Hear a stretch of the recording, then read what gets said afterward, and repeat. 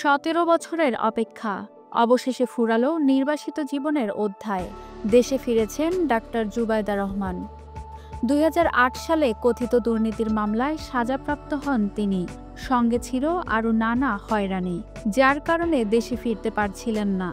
শাশুড়ি BNP chairperson Begum Khaleda জিয়ার সঙ্গে মঙ্গলবার দেশে ফিরেন জুবাইদা।